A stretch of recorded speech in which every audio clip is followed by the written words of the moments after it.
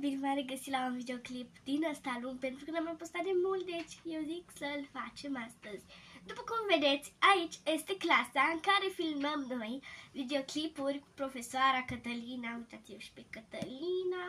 Dar, în videoclipul de astăzi, eu am decis să-mi fac prietena mea. Am făcut și short-ul ăla cu prietena mea Alesia și fata aia care mi-a comentat. Nu este Alesia, este alta Alesia. Există mai multe. Hai să ștergem caracterul ăsta că nu e bun de nimic. De fapt, aia era prietena mea Alesia, de eu zic să o îmbunătățim o leacă.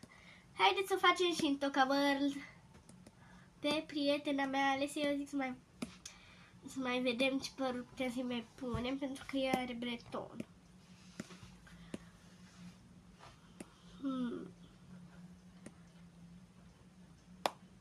Opa, acesta e un păr bun, dar nu pot să zic că e bun. Eu totuși îl las pe acesta. Și apropo, vă mulțumesc enorm de mult, vă apreciez din tot sufletul pentru că m-ați făcut foarte fericită cu 400 de abonați. Vă mulțumesc. Bine, îi punem ochișorii ăștia. Și o să facem, cred că, un episod cu o nouă elevă în clasă. Am schimbat-o pe... Că o să schimbăm altă. Cred că o să punem pe Alesia în locul Marii, dar nu cred că ar trebui. Nu știți ceva, spuneți-mi voi în comentarii dacă să o pun pe Alesia în locul Mariei sau nu.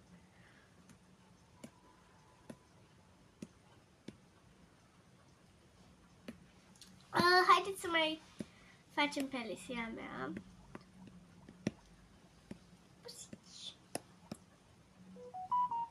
Stați că-mi țâcăie telefonul.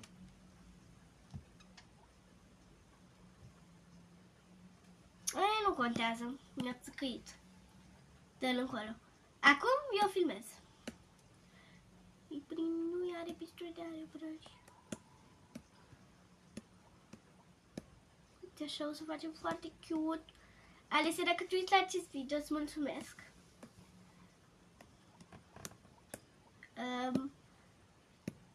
O să punem rochița asta. Și are și ochelari, cred că îi pun pe roșii. Și Alesia este gata. Mai avem de cineva să facem? Nu știu. Măi, voi. Bă, că astea sunt fețele pop-up, le-am făcut odată. Păi, cam așa lăsăm. Scrieți-mi voi pe cine să mai fac vedete în coment. Scrieți-mi vedete ca să le pot face. Sau mi-a venit o idee. O să facem azi pe Bibi. Pe Bibi. Că vă place de Bibi mult. Deci eu zic să o facem pe... Mai taci! Pe Bibi. Doar pe Bibi. Mai facem și încheiem videoclipul pentru că nu e mare lucru. Dar nu știu, la pare greu. Pe Bibi. Ce coafură să-i pun? Astea am folosit prea sunt. Nu, asta sigur nu. Că Bibi e frumoasă. Nu merită atât de urât. Bibi e frumoasă. Uite, aia e bună. Bibi. O să facem așa mai blonduță. Nu, cred că o să facem așa. Bibi e foarte frumoasă, nu poți să zici. Și am făcut un videoclip cu un sunet de aia ăla, cu relația între Bubble și Blossom. Mă, ce ai? Nu e face urât, nu contează. Bă! Nu știu ce are. S-a rezolvat. Scuze, a făcut urât. Scuze, sper să nu vă supărați pentru că am făcut asta. Vai.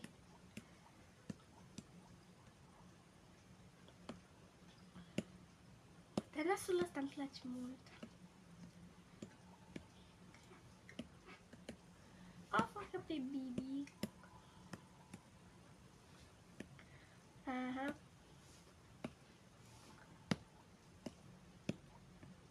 foarte simplu, adică hai să-i punem o rochiță, nu știu ce să-i pun. Cred că asta. Să-i punem ceva pe cap.